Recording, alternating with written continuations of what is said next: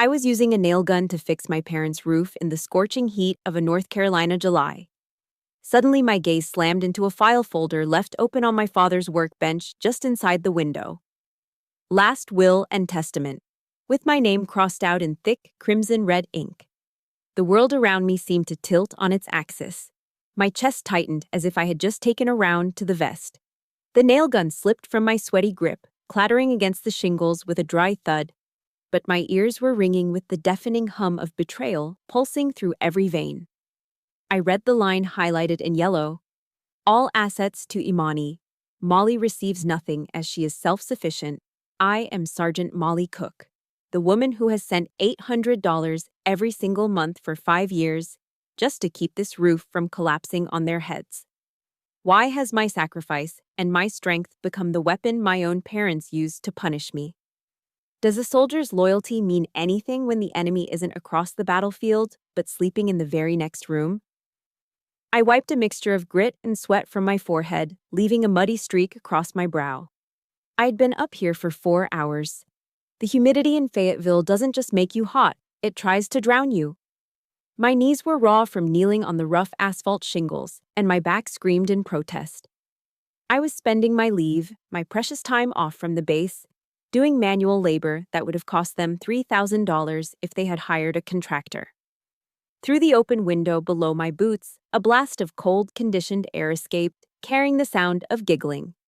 It was Imani. She was filming another TikTok in the living room. I could hear the repetitive, high-pitched pop music looping over and over. That air conditioner, humming away to keep her cool while she danced, was running on the electricity bill I paid last week. "Molly!" My father's voice boomed from the front porch. He didn't sound concerned. He sounded impatient. "Pick up the pace up there. The forecast says thunderstorms by 6. I don't want a leak in the ceiling while I'm watching the game." I paused, the hammer heavy in my hand. "No, thank you." "No, do you need water?" Just a command. Richard Cook sat in his rocking chair, likely nursing his second beer of the afternoon, acting like the foreman of a job site where I was the unpaid intern. The disdain in his voice was clear. To them, I wasn't a daughter. I was a utility. I was an appliance that fixed things when they broke and dispensed cash when they were broke. My throat felt like I had swallowed sandpaper. I climbed down the ladder, my boots heavy, needing water before I passed out. I walked into the house, and the temperature drop was instant. It felt good on my skin, but the atmosphere inside froze my blood. I walked past the kitchen table to grab a bottle of water, and that was when I saw it properly. The folder. It was lying on Dad's cluttered desk, right next to his empty beer cans. It wasn't just a draft. It was notarized. I walked over, my hand trembling slightly, not from fatigue, but from a rising cold dread. I read the handwritten note in the margins. It was my mother's handwriting, loopy and decorative, the same script she used for church potluck labels. "Molly has the army to look after her. She's strong. She doesn't need the help." I stood there, paralyzed. For 5 years, I've lived in a cramped apartment off base. I drove a 10-year-old truck with a rattling transmission. I ate ramen and chow hall food so I could send home $40,000. $40,000. I missed nights out with my squad. I took extra duty shifts. I did it because I thought we were a team. I thought I was securing our family home. But I wasn't. I was renovating Imani's future house. I was building a nest for a cuckoo bird that had never worked a day in her life, while I was being erased from the future because I had the audacity to be successful. I grabbed the folder. The paper crinkled under my grip. I walked into the living room and threw it onto the coffee table. The thwack sound was loud enough to cut through the noise of Imani's phone. Dad looked up from the TV, his eyes narrowing not with shame, but with the irritation of a man whose privacy had been breached. Mom walked in from the kitchen, wiping her hands on a dish towel. "What is this?" I asked. My voice was dangerously quiet. Mom didn't even flinch. She launched into the script I'd heard 1,000 times, weaponizing her faith like a bayonet. "Don't be selfish, Molly," she said, her voice dripping with a sickly sweet condescension. "Look at you. You are a sergeant. You have a pension waiting. You have the government, your sister. She's delicate. She needs security. Delicate, I repeated. She's 22, Mom. She's not disabled. She's lazy. Judge not, lest ye be judged, Mom snapped, her eyes hardening. The Lord teaches that the strong must carry the weak. You are being blessed with strength, so you must bear the burden. Why are you so greedy? Why do you want to take from your sister? They were looking at me like I was the villain. They were punishing me for my discipline. Because I woke up at 0500 every day, because I polished my boots, because I served my country, I deserved nothing. Because Imani slept until noon and quit every job after 2 weeks, she deserved everything. I looked at Imani. She was lounging on the sofa, popping a bubble with her gum. She didn't look up from her screen. You're making a scene, Molly, she said, her voice flat and bored. It's just money. You always make everything so dramatic. It's just money. That sentence was the click of the safety coming off. Something inside my chest, the part of me that was still a desperate little girl wanting her parents' approval, finally died. It was replaced by the cold steel resolve of an NCO. I didn't scream. I didn't cry. I straightened my back, my posture shifting into the rigid stance of a soldier on review. Understood, I said. The word hung in the air, heavy and final. If I am an outsider in this will, then I am an outsider in the bills. What does that mean? Dad asked, finally sitting up. It means the contractor just quit, I said. I turned on my heel and marched up the stairs. I didn't pack everything. I only took what I could carry in my assault pack. My uniform, my laptop, my dignity. It took me exactly 5 minutes. As I walked back down the stairs, ignoring the stunned silence in the living room, I headed for the front door. If you walk out that door, you're ungrateful, Mom screamed after me, her voice rising to a shrill pitch. After everything we did to raise you, do not come back here, Molly, do you hear me? My hand hovered over the doorknob. Her words tried to claw me back, tried to plant that seed of guilt they had watered for 26 years. I need to know I'm not crazy for doing this. If you have ever felt punished just for being the strong one in your family, please hit that like button to stand with me. And drop a walk away in the comments if you think I am making the right choice. I tightened my grip on the handle. I opened the door. The heat of the afternoon hit me again, but this time, it felt like freedom. I didn't look back. I stepped out and I let the door slam shut on the life I used to know. I sat on the floor of my cramped one-bedroom apartment near Fort Liberty, surrounded by the few boxes I had managed to take with me. The air smelled of stale coffee and dust, a sharp contrast to the lavender-scented, air-conditioned lie I'd left behind at my parents' house. But this air was mine. I opened my laptop. It hummed to life, the fan whirring loudly in the quiet room. This was no longer just a computer. It was my war room. My fingers flew across the keyboard, typing in the password for MyPay, the military payroll system. The screen loaded, displaying the breakdown of my hard-earned salary. I navigated to the Allotments tab. There it was, sitting at the top of the list like a parasitic leech attached to my bank account. Richard and Deborah Cook, $800. My cursor hovered over the stop button. For a split second, my hand froze. A lifetime of conditioning washed over me. I heard my mother's voice in my head, preaching about honoring thy father and mother. I felt the phantom weight of guilt, the terrifying thought that I was abandoning them. But then, the image of that file folder flashed in my mind. I saw the red ink crossing out my name. I heard the sound of Imani giggling while I sweated on the roof. I didn't just click the mouse. I struck the enter key with the force of a hammer strike. Processing. Updated. The line item vanished. The $800 was back in my column. I didn't stop there. I opened a new tab. USAA Bank. I pulled up the bill pay section. Duke Energy, Spectrum Internet, the Fayetteville Water Department. Each utility account was linked to my checking account on auto draft.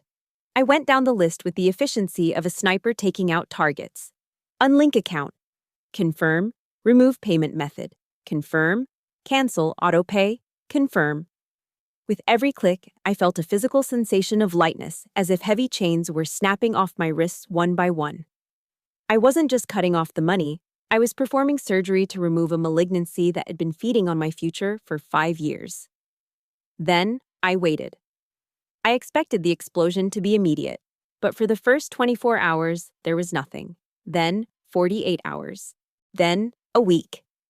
2 full weeks passed in absolute silence. No one called. No one texted to ask if I'd found a place to sleep. No one asked if I was safe.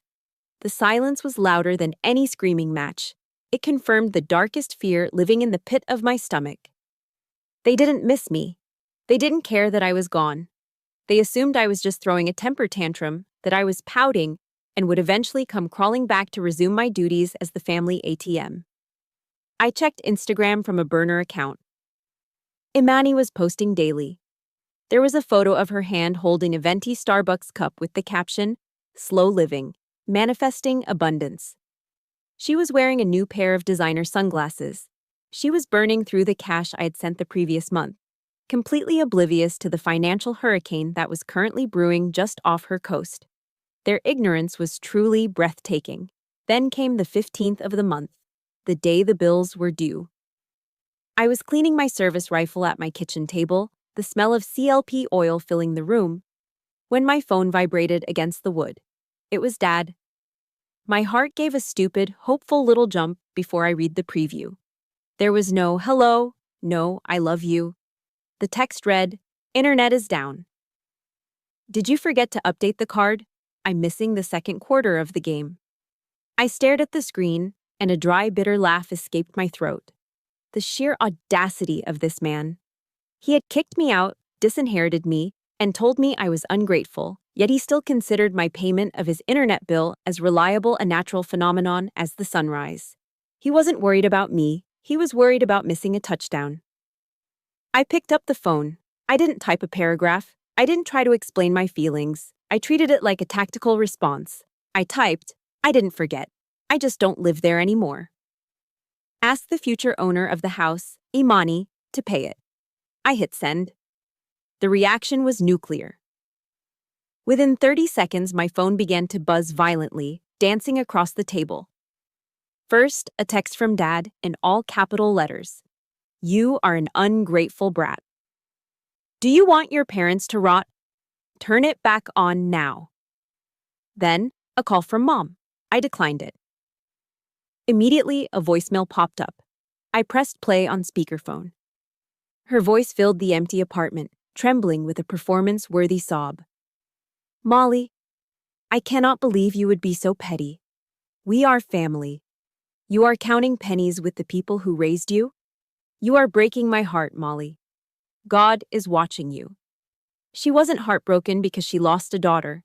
She was heartbroken because she lost her convenience. She was realizing that the strong daughter wasn't going to carry the load anymore, and the delicate daughter couldn't lift a finger. I looked at the phone vibrating again. Imani was calling now. I didn't answer. I turned the volume off and tossed the phone onto the cheap sofa across the room. It landed face down on the cushions. Let them scream into the void. The bank of Molly was closed. I picked up the rag and went back to polishing my rifle. The silence in my apartment returned, but this time it didn't feel lonely. It felt like victory. But looking at that phone, seeing the relentless stream of notifications lighting up the room, I knew this was just the opening skirmish. I had cut their supply lines. Now, they were going to get desperate. And desperate people are dangerous. They didn't stop with the silence. When the silence failed to bring me crawling back, they changed tactics. They decided to lay siege to the only thing I had left, my reputation. It started with a notification on my phone, then another, then 5 more in rapid succession. I opened Facebook and my stomach turned. My mother, Deborah, had started sharing articles, not just random news, but specific weaponized links with titles like "The Sin of Abandonment," "When Children Forsake Their Elders," and "Honoring Thy Father and Mother," a commandment, not a suggestion. She wasn't tagging me directly. That would be too obvious. She was tagging my aunts, my uncles, and her church friends in Ohio and Virginia. She was building a narrative. She was painting a picture of a destitute, heartbroken couple abandoned by their cold-hearted soldier daughter. Then came the message from Aunt Sarah. Molly, I just saw your mother's post. She told me you cut off your father's medicine money. I didn't know the army taught you to be cruel. How do you sleep at night? My hands shook as I held the phone. Medicine money? I paid the internet bill, the water, the electricity. Dad's VA benefits covered his prescriptions. They were lying. They were systematically dismantling my character to everyone we knew. They knew I valued honor above everything else, so they decided to attack the very thing that made me a soldier. It was a level of cowardice I had never seen, even in basic training. I didn't reply to Aunt Sarah. Whatever I said would just be twisted. I blocked her. Then, the strategy shifted again. Good Cop entered the chat. A text came through from Imani. The tone was completely different from the dismissive girl chewing gum a few weeks ago. Hey sis, I'm sorry if I upset you. I know things are tense. I stared at the screen, waiting for the hook. It came in the next bubble. But listen, we have a real emergency. Dad's back is really bad again. He can't pick up any shifts at the warehouse. We just got the notice for the property taxes. It's $3,500. If we don't pay by Friday, the county puts a lien on the house. Please, Molly, just this once. Don't let us lose the house. $3,500.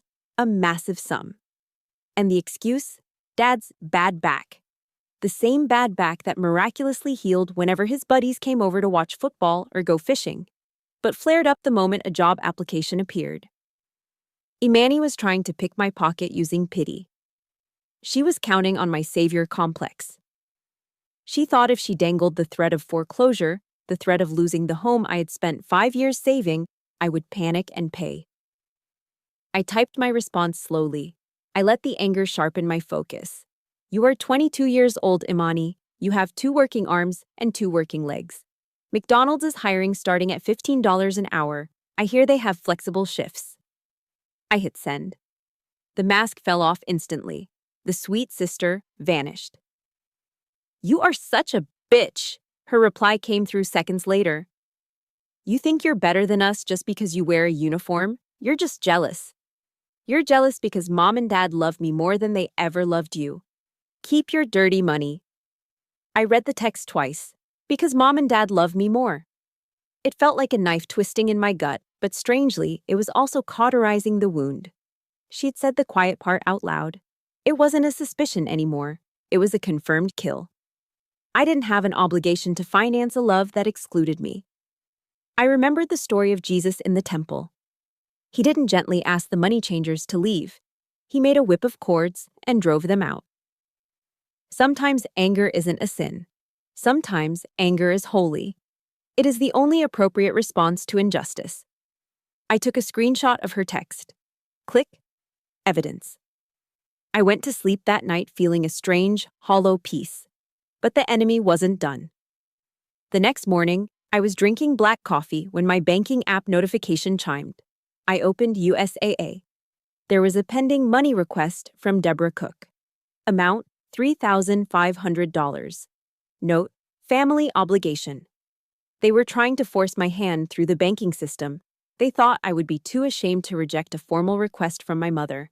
They were banking on my weakness. I stared at the red button on the screen. Decline. My thumb hovered over it. If I pressed this, there was no going back. This wasn't just saying no, this was a declaration of war. I pressed it so hard I thought I might crack the screen. 5 seconds later. 1, 2, 3, 4, 5. My phone vibrated with a text message from Dad. It wasn't whiny. It wasn't manipulative. It was terrifying. You chose war, Molly. Don't blame us for what happens next. I am coming to you. The blood drained from my face. He wasn't just typing from his recliner anymore. He was mobile, and he was angry. I'm sitting here staring at that threat, and my hands are actually shaking. I need to know I have backup out there. If you believe I did the right thing by hitting that decline button, please smash that like button right now so I know I'm not alone. And drop a stand your ground in the comments if you've ever had to block a toxic family member. I stood up and walked to the door, checking the deadbolt. Then I checked it again. The digital war was over. The physical one was about to begin. 0500 hours. The world outside my window was still pitch black. I was sitting on the edge of my bed, tightening the laces of my running shoes for morning PT. The rhythm of the morning was the only thing keeping me sane. Right foot, left foot, loop, swoop, and pull. Then, the silence shattered. It wasn't a knock. It was a bombardment. Someone was hammering on my front door with a fist heavy enough to rattle the frame. The doorbell began to ring incessantly, a shrill, continuous scream that pierced my eardrums. My heart rate spiked from 60 to 100 in a single beat. I didn't freeze. I moved. I crossed the small living room in 3 strides and pressed my eye to the peephole. What I saw made my blood run cold. It was the nightmare I thought I had left 3 hours away. My father, Richard, was red-faced and pounding on the wood. My mother, Deborah, was standing behind him, wailing loudly enough to wake the dead. Imani was leaning against the wall, looking bored but expectant, like a vulture waiting for roadkill. They had driven 3 hours in the middle of the night. This wasn't a visit. This was an ambush. From down the hall, Mrs. Higgins's terrier started barking frantically. Lights under the neighbors' doors flickered on. This was their strategy: public shaming. Make enough noise that I would surrender just to make it stop. I unlocked the deadbolt and threw the door open, but I planted my feet firmly in the threshold, blocking the entrance with my body. I wasn't the daughter anymore. I was the sentry. And they were the hostile force. "What the hell are you doing here?" I demanded, my voice low and dangerous. Mom didn't answer me. She played to the audience. She saw Mrs. Higgins peek her head out of apartment 4B and immediately threw her hands up. "Oh, my baby," Mom shrieked, lunging forward as if to hug me or push past me. "How could you be so cruel, abandoning your parents in their time of need? We are destitute, Molly, destitute," she was sobbing without tears.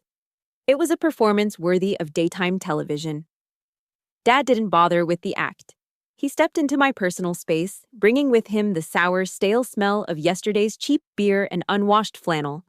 His eyes were bloodshot, swimming with a mixture of exhaustion and rage. "Cut the crap, Molly," he growled, pointing a thick finger in my face. "You think you can just hide? Give me the debit card. Now, you owe me $3,500 for those taxes. Hand it over, and maybe I won't tell everyone what a piece of trash you are." He didn't look at me like I was his child.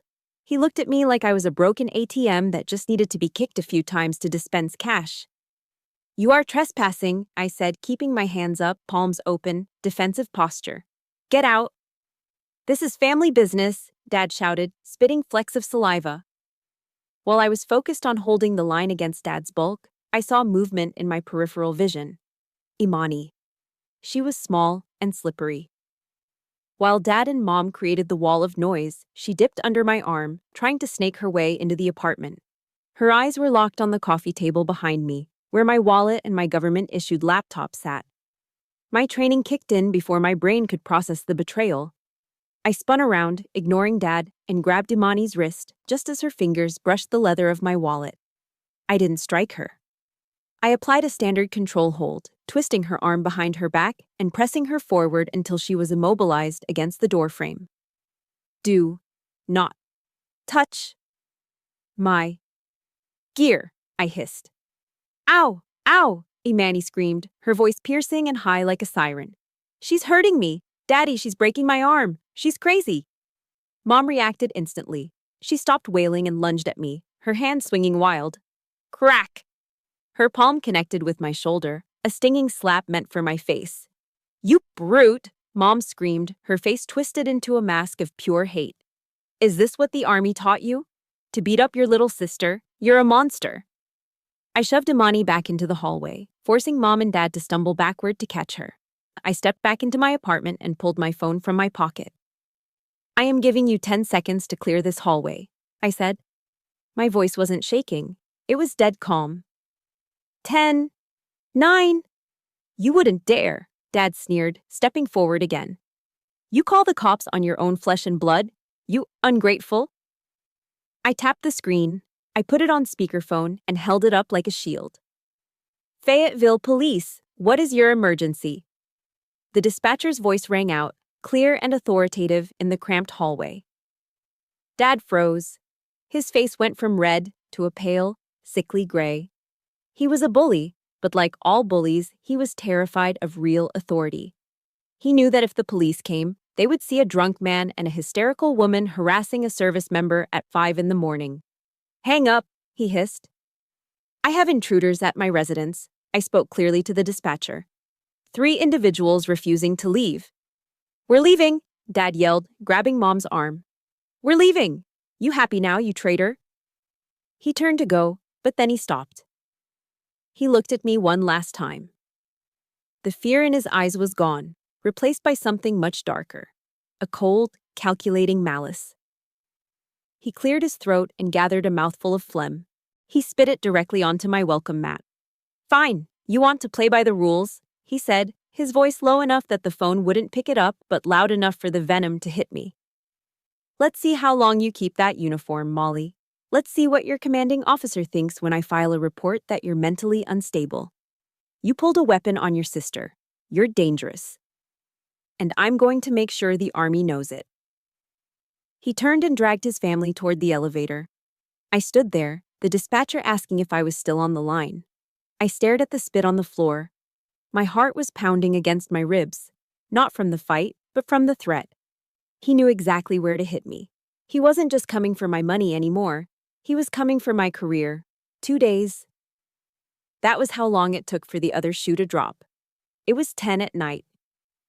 I was sitting on my couch, the lights dimmed, trying to read a field manual just to keep my brain from eating itself alive. The silence in the apartment felt heavy, like the air before a thunderstorm. Then, it shattered. Bang! Bang! Bang! 3 sharp, authoritative knocks. This wasn't the drunken pounding of my father. This was the rhythmic, practiced knock of law enforcement. My stomach dropped through the floor. I walked to the door, my socks sliding on the laminate. I didn't ask who it was. I checked the peephole. The hallway was distorted by the fisheye lens, but the uniforms were unmistakable. Standing under the fluorescent light were a Fayetteville police officer, and behind him, 2 military police officers, MPs. My heart stopped. The local police were bad enough, but MPs? That meant my command was involved. That meant this wasn't just a domestic dispute anymore. This was official military business.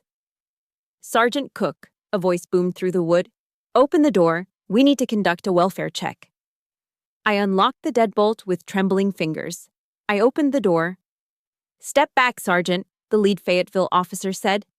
His hand rested instinctively near his holster. The MPs looked tense, their eyes scanning the room behind me.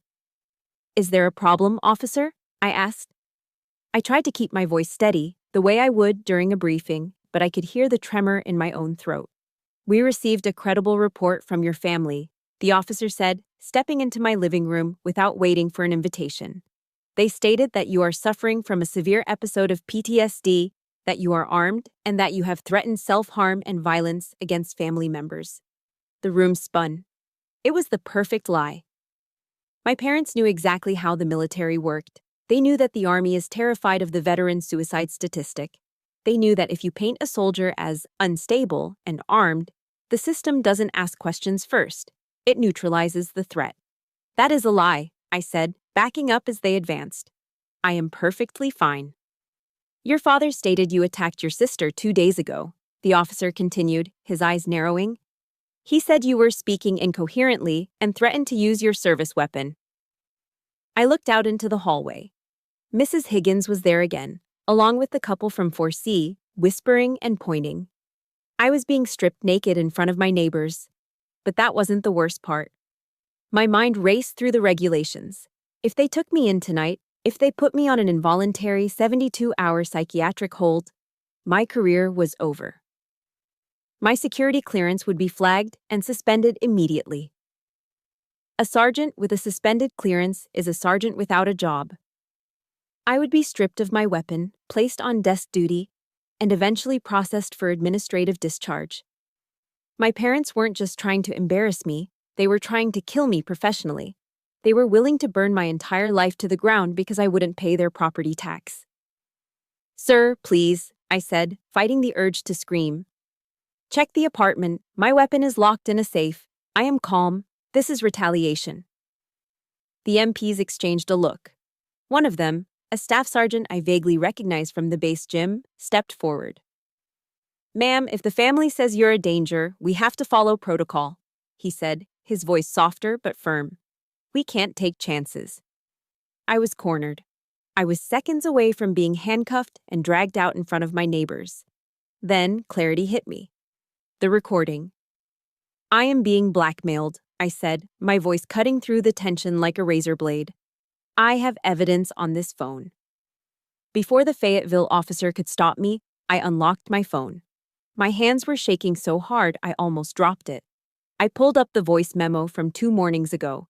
Listen, I said. Just listen. I pressed play. The sound of chaos filled the quiet apartment. The audio was crystal clear. Give me the debit card. You owe me $3,500. My father's drunken voice roared from the tiny speaker. Ow! She's hurting me. Imani's fake scream followed. Then, the unmistakable sound of my own voice, calm and controlled. I am giving you 10 seconds to clear this hallway. And then, the kicker. The threat. Let's see how long you keep that uniform, Molly. Let's see what your commanding officer thinks when I file a report that you're mentally unstable. The silence that followed the recording was deafening. I didn't stop there.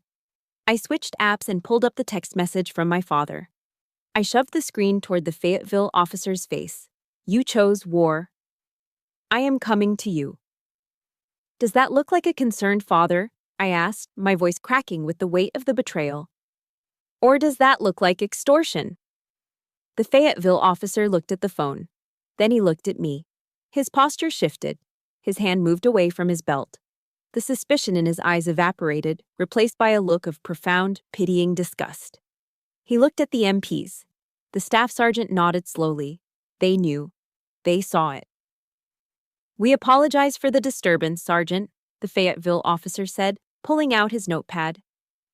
This is clearly a malicious false report. We deal with swatting calls, but rarely from parents. He wrote something down, ripping the page out. I'm documenting this as harassment. If they come back, or if they call again, we will arrest them for filing a false police report. The MPs saluted me. It wasn't just protocol, it was an apology. They turned and marched out. The door clicked shut. I stood there in the middle of my living room. I should have felt relieved. I had won. I had saved my career. But as the adrenaline faded, my legs gave out. I slid down the wall until I hit the floor, burying my face in my hands. I didn't cry because I was scared. The fear was gone. I cried because, in that moment, I realized the absolute truth. My parents didn't love me. They didn't even like me. They were willing to destroy the only thing I had ever built for myself, my honor, my service, just to punish me for closing my wallet. They had tried to execute me. I wiped my face. The tears felt cold. I remembered a verse from the Bible my mother loved to quote so incorrectly. And you shall know the truth, and the truth shall make you free. I finally knew the truth, and for the first time in my life, I was free. The morning sun was filtering through my blinds, but the darkness hadn't lifted. It had just moved online. My phone pinged. It wasn't a text from my family this time. It was a message from Specialist Gonzalez, a guy in my unit. He didn't say anything, just sent a link with a grimacing emoji. I clicked it. It was a GoFundMe page. The title hit me like a physical slap.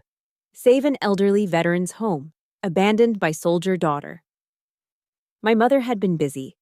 Under a photo of her and Dad looking frail and tragic, a photo taken 5 years ago when Dad actually had the flu, she'd written a masterpiece of fiction. She claimed that the Army had brainwashed me, that I had become cold and heartless, and that I had cut off their medication money to buy a new truck. She claimed they were days away from being homeless because of my cruelty. They had already raised $500. I scrolled down to the comments. My blood boiled. There was Aunt Sarah again, leading the charge. I always knew Molly was troubled, such a disgrace to the family name. Praying for you, Deborah. Strangers were chiming in, calling me a traitor and a disappointment to the uniform. I sat there, my hand gripping the phone so hard my knuckles turned white. They were monetizing my character assassination. They were using the sympathy people felt for veterans to scam the community, using my name as the villain to drive engagement. I could have called them, I could have screamed. But screaming doesn't leave a paper trail. I walked to my laptop. It was time for a situation report. I opened my personal Facebook page. I didn't write a sob story. I didn't use adjectives or emotional pleas. I treated this like a military briefing. Cold, hard, facts. I typed the headline, SITREP, the truth about the ungrateful daughter. Then, I uploaded 3 photos. Exhibit A high-resolution photo of the last will and testament. I circled the clause where my name was crossed out in red ink and the line awarding 100% of the assets to Imani because I was self-sufficient. Exhibit B a redacted screenshot of my bank statements from the last 5 years. I highlighted the recurring allotment line. The total sum was circled at the bottom, $60,000. Exhibit C the police report from last night. I zoomed in on the officer's handwritten notes. Malicious false report. No evidence of mental instability. Subject is being harassed by family. I wrote a simple caption. I have supported my parents for 5 years. I fixed their roof with my own hands. I was disinherited because I work, and my sister was rewarded because she doesn't. When I stopped paying their bills, they called the police to try and strip me of my security clearance. This GoFundMe is a fraud. Do not donate to people who punish their children for succeeding. I hovered over the post button. This was the nuclear option. Once I did this, there was no going back to Sunday dinners or Christmas cards. I hit post. In a small town like Fayetteville, gossip travels faster than the speed of sound. For the first 10 minutes, there was silence. Then, the notifications started. But they weren't the angry pings from before. They were a deluge. The first comment was from Mrs. Gable, a neighbor who lived 2 doors down from my parents. Wait. Richard told me that new truck was a gift from you. He said he bought it with his warehouse bonus. He hasn't worked in 10 years. Then, a guy Dad used to drink with. I saw Richard at the bar last night buying rounds. If he's broke, he sure drinks expensive beer. The tide turned so fast it was dizzying. The poor elderly couple narrative crumbled under the weight of the receipts. People don't like being scammed. Then came the kill shot. Pastor Jenkins, the head of the church my mother attended every Sunday to show off her hats, commented. His profile picture was smiling, but his words were Old Testament fire. Deborah, I am looking at these police reports. God sees all, and so does this community. You are bearing false witness against your own child. Take this fraudulent page down immediately, or do not return to my congregation on Sunday. It was over. The highest moral authority in their world had just publicly condemned them. 20 minutes later, the GoFundMe link went dead. Page not found. My phone rang. It was Dad. I didn't answer. I let it go to voicemail. A minute later, the notification popped up. I pressed play, needing to hear the surrender. What the hell did you do, Molly? His voice was slurring, trembling with a mixture of booze and genuine fear. Mrs. Gable just spit at me in the driveway. The pastor called the house. You killed us, Molly. Everyone is laughing at us. How could you do this? He still didn't get it. He thought he was the victim because he got caught. I didn't reply. I posted one final status update. Mission accomplished. Please do not use family for profit. I am done. I turned off my phone. I walked over to the sliding glass door and stepped out onto my tiny balcony. The air was crisp. The sky was a brilliant, piercing Carolina blue. I took a deep breath, filling my lungs with oxygen that finally felt like it belonged to me. I had lost my family, yes, but looking at that sky, I realized I had regained something much more valuable. I had my honor back. And for the first time in 26 years, the war was over. I had won. 2 months had passed since the truth bomb exploded, and the fallout had settled into a thick, suffocating gray dust. My apartment was quiet, abnormally quiet. For 5 years, my life had been a cacophony of demands. The phone ringing with requests for money. the text messages guilt-tripping me about missed birthdays or broken appliances, the chaotic noise of my family's drama. Now the silence was so absolute I could hear the hum of the refrigerator from the bedroom. You would think I would be relieved. I had cut out the cancer. The surgery was a success.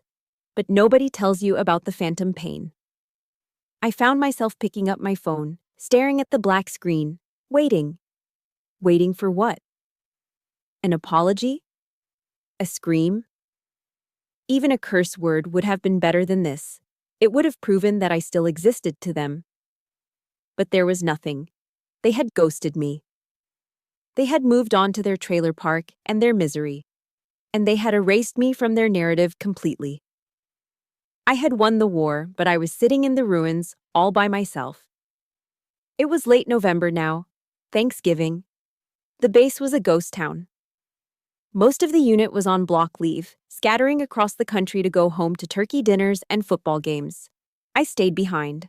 I volunteered for extra charge of quarters duty just to have a reason to wear my uniform, just to have a place to be that wasn't my empty living room. When my shift ended at 2000 hours, the town of Fayetteville was shut down. Every restaurant, every grocery store closed for the holiday. Except one. I drove my truck down Skibo Road, the tires humming on the empty asphalt, until I saw the familiar yellow block letters glowing in the night. Waffle House. The parking lot had a few cars. It is the sanctuary for the lonely, the shift workers, and the displaced.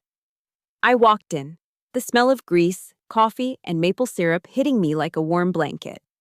I took a booth in the back corner. "What can I get you, hun?" the waitress asked. Her name tag said Betty. She looked like she had been working here since the Reagan administration, with kind eyes and hair teased high. "Chicken and waffles, please, and coffee. Black," I said. "Coming right up." I looked around. 2 booths over, there was a family, a young couple and a toddler. They were laughing. The dad was wiping whipped cream off the kid's nose. It was such a small, stupidly normal thing. I looked down at my hands. A lump formed in my throat, hot and sharp. I had saved $60,000. I had saved my career. I had saved my dignity. So why did I feel like the poorest person in this room? The food arrived. I cut into the waffle, watching the syrup pool on the plate. A single tear escaped, hot and humiliating, splashing right into the butter. Then another. I wiped them away furiously, hoping no one saw the sergeant crying over her breakfast for dinner. "Here now," a voice said softly. It was Betty. She wasn't holding the coffee pot. She was holding a small plate with a slice of pecan pie, steam still rising from the crust. She slid it onto the table. "I didn't order this," I stammered, sniffing. "I know," Betty said. She looked at the unit patch on the jacket I had draped over the seat. Then she looked me right in the eye. She didn't ask why I was alone on Thanksgiving. She didn't ask where my family was. She just knew. "It's on the house, sugar," she said, her voice sounding like gravel and honey. "Thank you for your service." She turned to walk away, then paused and leaned in, resting a hand on the edge of the table. "You look like you're carrying a heavy load, baby girl," she whispered. "Just remember this. Sometimes the good Lord separates us from our kin to protect our spirit. Being alone don't mean you're broken. It means you're safe." The air left my lungs. It was as if she had read the transcript of my life. "Thank you," I whispered. "Eat your pie. It's got extra bourbon in the filling." She winked and walked back to the grill. I took a bite. The sweetness filled my mouth, warm and rich. It wasn't the taste of family tradition. It was the taste of kindness from a stranger. I sat there for an hour, eating that pie, and for the first time in 2 months, the cold, hollow feeling in my chest began to thaw. I looked at the young family again, but this time I didn't feel jealousy. I felt hope. Family wasn't just biology. Biology is an accident of birth. Family is the people who feed you when you're hungry. Family is the waitress who gives you free pie because she sees your pain. Family is the squad mates who sent me texts all day wishing me a happy Thanksgiving. I pulled my phone out of my pocket. I opened the contact for Dad, then Mom, then Imani. I didn't stare at them with longing anymore. I didn't feel the urge to call and beg for a scrap of affection. I felt protective of the woman sitting in this booth. I needed to keep her safe from them. I tapped the screen. Block caller. I did it again. Block caller, and again. Block caller. I put the phone face down on the table. Goodbye, I whispered to the empty seat across from me. I hope you find peace, but I'm going to find mine right here. I took a sip of the bitter black coffee. It tasted better than any Thanksgiving wine I had ever had. I wasn't just full, I was free. This was the hardest holiday of my life, but also the most important one. Loneliness is a heavy price to pay for peace, but I promise you, it is worth every penny. If you have ever had to spend a holiday alone to protect your mental health, please hit that like button so we can support each other. And drop a peace over drama in the comments if you chose yourself this year. I left a $20 tip for Betty, put on my jacket, and walked out into the cool November night. The silence wasn't scary anymore. It was just quiet, and I was ready to start filling it with something new. A few days after the silent Thanksgiving at Waffle House, the unit returned from block leave. The barracks were loud again, filled with stories of turkey comas, football arguments, and mothers who cooked too much. I usually tuned it out, keeping my head down and my focus on the mission roster. Cook! A heavy hand landed on my shoulder, nearly knocking the clipboard out of my grip. I turned to see Staff Sergeant Martinez grinning at me. Martinez was a tank of a man, built like a linebacker with a laugh that could rattle windows. I heard a rumor, he said, leaning in. Word is you spent the holiday pulling extra duty and eating diner food. Is that true? I stiffened, my defensive walls instantly going up. I just wanted the hours, Martinez. It's not a big deal. It is a big deal, he interrupted, shaking his head. Maria is making her famous tamales this weekend, her abuela's recipe. If I don't bring you over, she's going to kick my butt. You're coming, Saturday, 1800. Don't make me give you a direct order. I opened my mouth to make an excuse, to say I had laundry, or I was tired, or simply that I preferred my solitude. But then I looked at him. There was no pity in his dark eyes, just genuine, stubborn camaraderie. He wasn't asking because he felt sorry for the orphan soldier. He was asking because we were battle buddies. Okay, I said, my voice softer than I intended. I'll be there. On Saturday evening, I pulled up to Martinez's house. It was a modest single-story ranch, smaller than my parents' house, with a tricycle overturned on the front lawn and a slightly overgrown hedge. As soon as I opened the front door, I was hit by a wall of sound and smell. It was chaos. Beautiful, unscripted chaos. There were 3 kids running loops around the living room, screaming with delight. 2 golden retrievers were barking and skidding on the hardwood floors. The air smelled thick with cumin, chili powder, and slow-roasted pork. Molly! A woman I had only met once at a unit Christmas party came rushing out of the kitchen. Maria didn't offer a handshake. She pulled me into a hug that squeezed the air out of my lungs. She smelled like corn masa and expensive perfume. I am so glad you came. Martinez told me you've been working too hard, she said, pulling back to look at me. You look skinny. We need to fix that. For the next 2 hours, I sat in their kitchen, surrounded by noise. Martinez's parents were visiting from Texas. His mom kept piling tamales onto my plate faster than I could eat them. His dad, a quiet man with weathered hands, kept refilling my iced tea. Here is what didn't happen. No one asked me how much money I made. No one hinted that the roof needed fixing. No one asked for a loan. No one compared me to a sibling. They just wanted to know if I liked spicy salsa.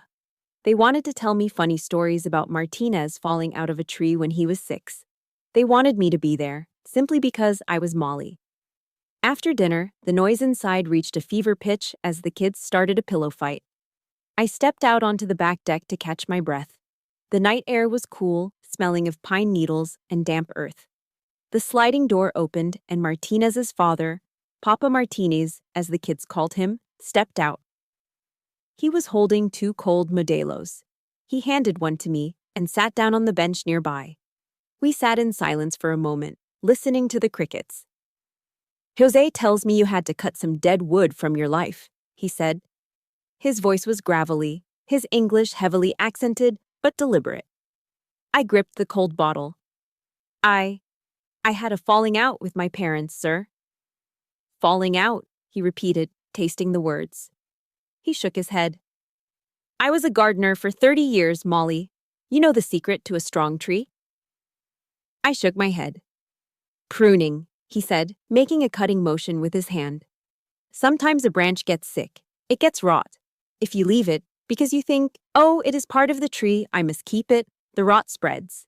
It kills the roots. You have to cut the sick branch. It hurts the tree for a moment. But then, the tree grows stronger, taller. He looked at me, his dark eyes filled with a kindness that felt ancient. You did the hard thing, he said. Do not let the guilt eat your roots. You are a good tree, Molly. I felt a lump form in my throat, harder and tighter than the one at Waffle House, but this time, it didn't hurt. It felt like a release.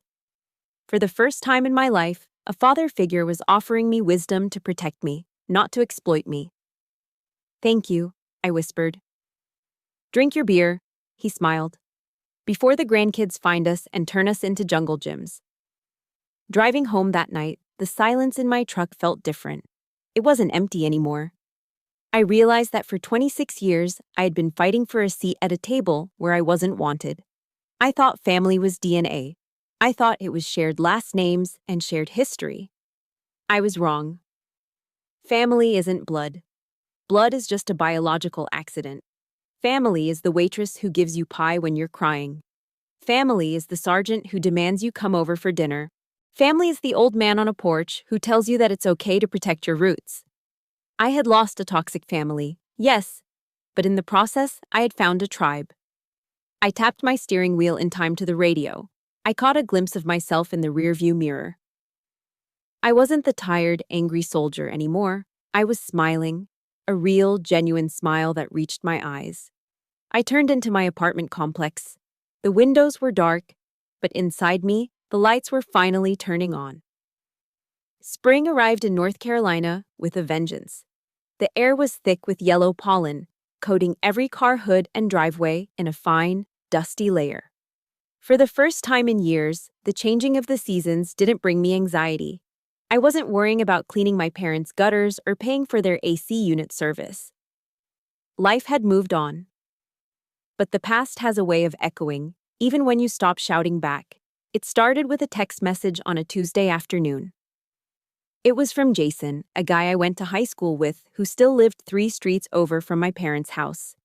We hadn't spoken in years, so seeing his name pop up was jarring. There was no text, just an image attachment. I tapped the screen to enlarge it. It was a photo of 402 Oak Street, the house I had grown up in, the house where I had spent last July sweating on the roof with a nail gun. In the front yard, right where my mother used to meticulously plant her hydrangeas, stood a large white sign with bold red lettering. Bank foreclosure. Auction pending. I zoomed in on the photo. The grass was knee-high.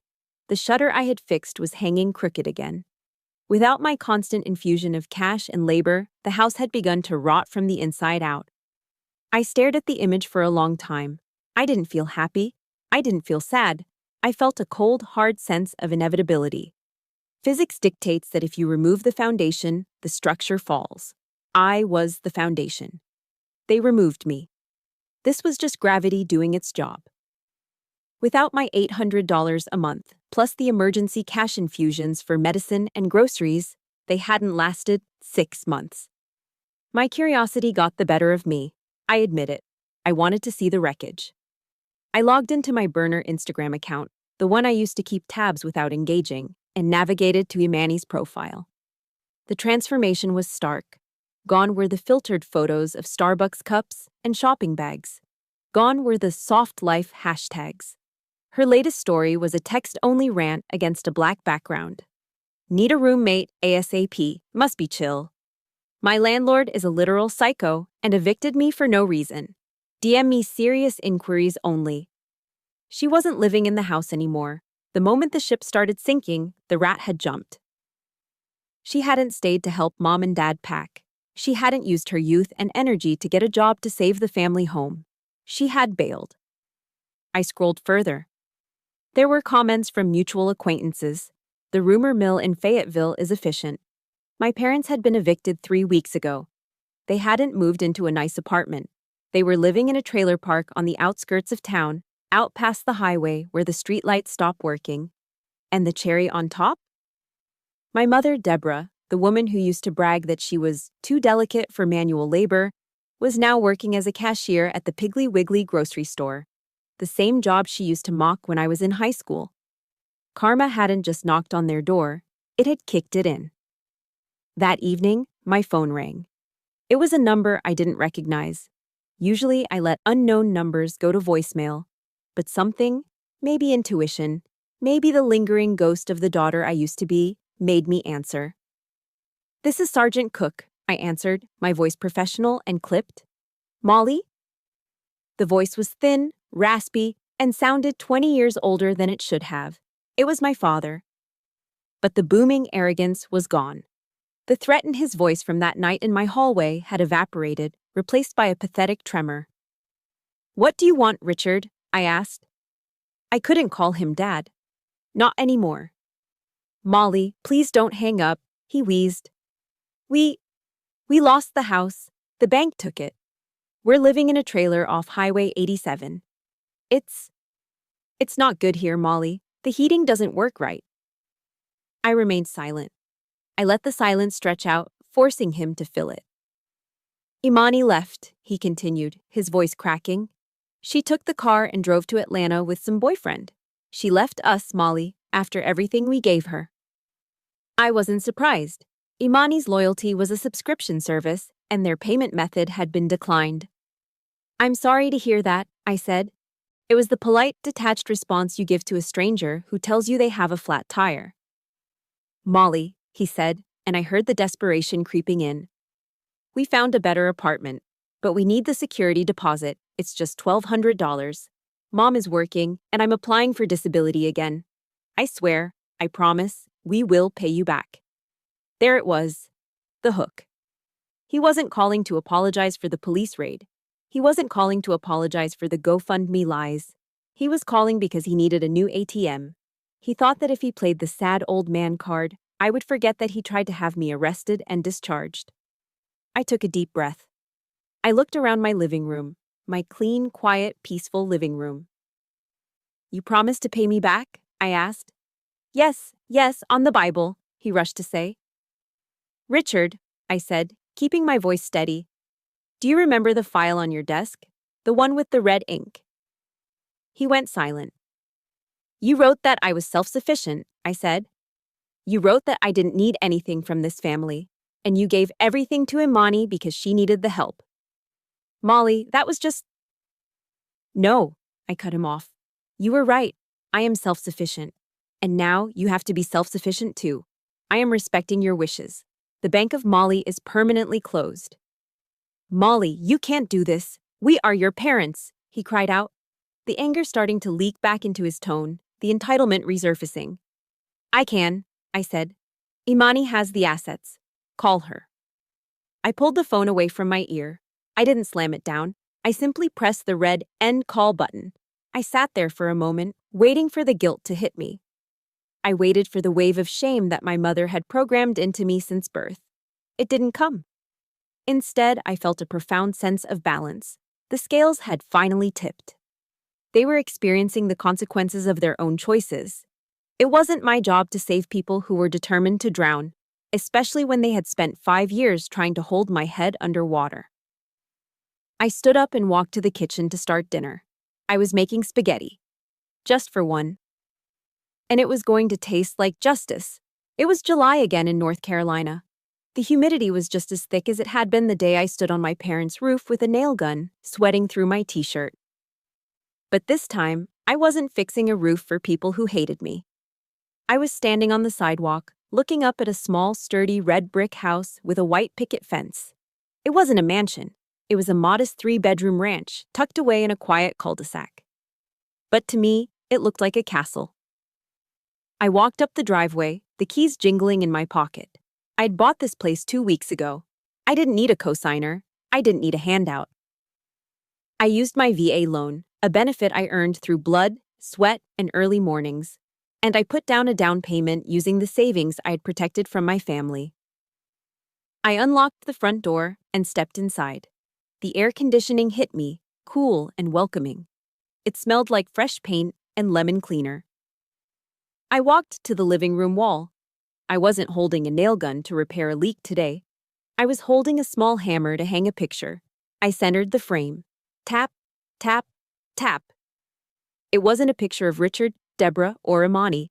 It was a candid shot taken at a backyard barbecue last month. It showed me, laughing with my head thrown back, sitting next to Staff Sergeant Martinez and his wife, with Betty from Waffle House standing behind us holding a tray of brownies. I stepped back to admire it. This was my fortress. And in this fortress, only love and respect were allowed to cross the threshold. The gatekeepers were gone. I was the queen of my own castle now. My life had changed outside these walls too. The army recognized that the weight I had been carrying was gone. I was lighter, faster, sharper. Last month, I stood tall as they pinned the chevrons of a staff sergeant on my chest. E6, a leader of soldiers. With the rank came new responsibilities. I volunteered to lead the unit's financial readiness seminars for the new recruits. Every Tuesday, I walked into a classroom full of 18-year-old privates. They looked so young, their haircuts high and tight, their uniforms stiff. But in their eyes, I saw the same fear and confusion I used to feel. I saw the desperate need to please the people back home. I stood at the podium yesterday, looking at a young private named Miller. He had asked me if he should send his entire signing bonus to his mom because she wanted a new car. I walked over to his desk, looked him in the eye, and gave him the advice that would have saved me 5 years of heartache. "Private Miller," I said, my voice firm but quiet. "Filial piety is a virtue, but financial suicide is just stupid. You cannot save anyone if you are drowning. And you should never, ever set yourself on fire just to keep someone else warm." I saw the realization hit him. I saw his shoulders drop an inch as the burden lifted. That was my legacy. I wasn't just building a career, I was building a firewall for the next generation, teaching them that no is a complete sentence and that boundaries are necessary for survival. As the sun began to dip below the pine trees, painting the sky in strokes of purple and orange, I walked out to my back porch. I sat down in a rocking chair, my rocking chair, not my father's, and picked up a glass of sweet tea. The condensation was cold against my palm. The ice clinked softly as I swirled it. I allowed my mind to drift to them one last time. I didn't feel the burning rage of the day I found the will.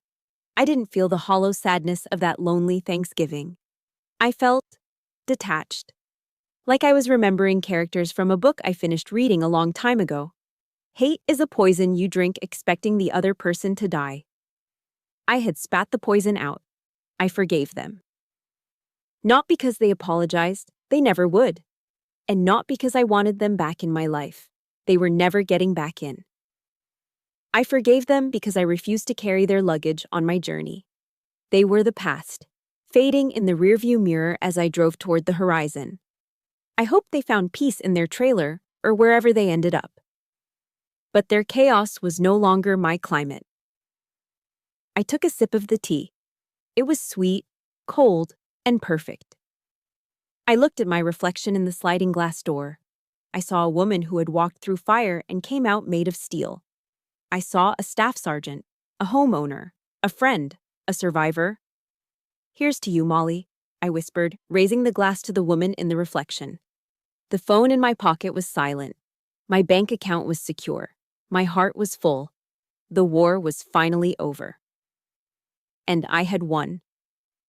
If there is one thing I want you to take away from my journey, it is this. Setting boundaries is not an act of betrayal. It is an act of self-preservation.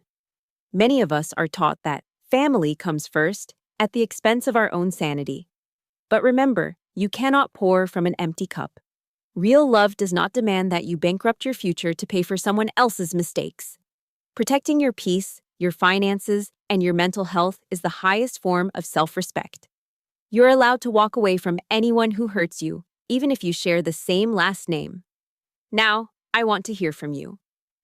I know my story isn't unique. There are thousands of you out there silently carrying the weight of the world on your shoulders, just like I did. Have you ever had to make the hard choice to cut off a toxic family member to save yourself? How did you find the courage? Please share your story in the comments below. Let's build a community here where no one has to fight alone. And if this story resonated with you, please hit that like button and subscribe to the channel. Let's keep telling the truth together.